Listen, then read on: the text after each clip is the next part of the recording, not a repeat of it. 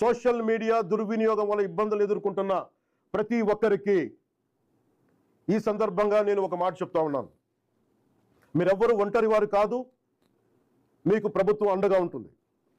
Deputy chief minister ఆఫీస్లో social media దుర్వినియోగానికి సంబంధించిన ఫిర్యాదులు స్వీకరించేందుకు ప్రత్యేక వ్యవస్థని ఏర్పాటు చేయబోతున్నాం. స్క్రీన్ షాట్స్, లింక్స్, వీడియోస్ లేదా ఇతర డిజిటల్ ఎవిడెన్స్తో ఫిర్యాదు చేయవచ్చు. ప్రతి జెన్యూన్ కంప్లైంట్ను పరిశీలించి సంబంధిత అధికారులకు పంపించి చట్టపరమైన చర్యలు తీసుకునేలా చేస్తాం. అలాగే పదే పదే ఫేక్ అకౌంట్స్ ద్వారా దుర్వినియోగానికి పాల్పడుతున్న వారిని గుర్తించి వారి వివరాలని ప్రభుత్వానికి అందించాలని బాధ్యత గల పౌరులుగా కోరుకుంటున్నాను. ఇది కేవలం ప్రభుత్వ బాధ్యత మాత్రమే కాదు, మీ అందరి బాధ్యత, మనందరి బాధ్యత.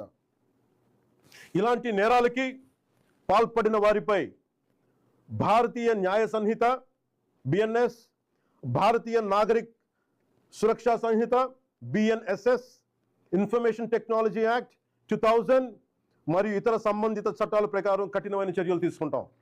ఈ వ్యవస్థని మరింత బలోపేతం చేయడానికి ప్రత్యేక టాస్క్ ఫోర్స్ని ఏర్పాటు చేస్తున్నాం.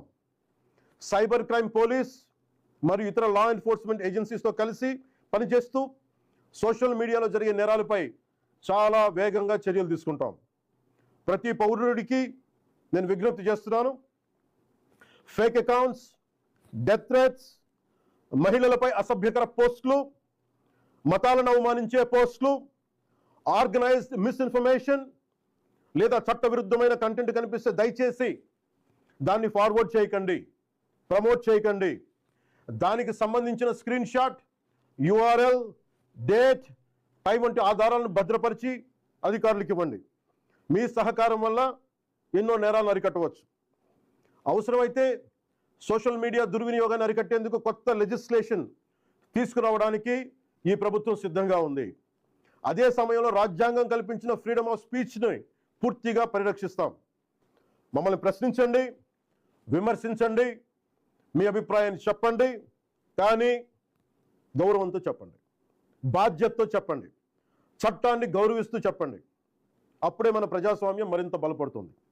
అలా కాకుండా మా ఇష్టానికి మాట్లాడతాం, మా ఇష్టానికి ఏదైనా అంటామంటే I promise you will face the legal consequences.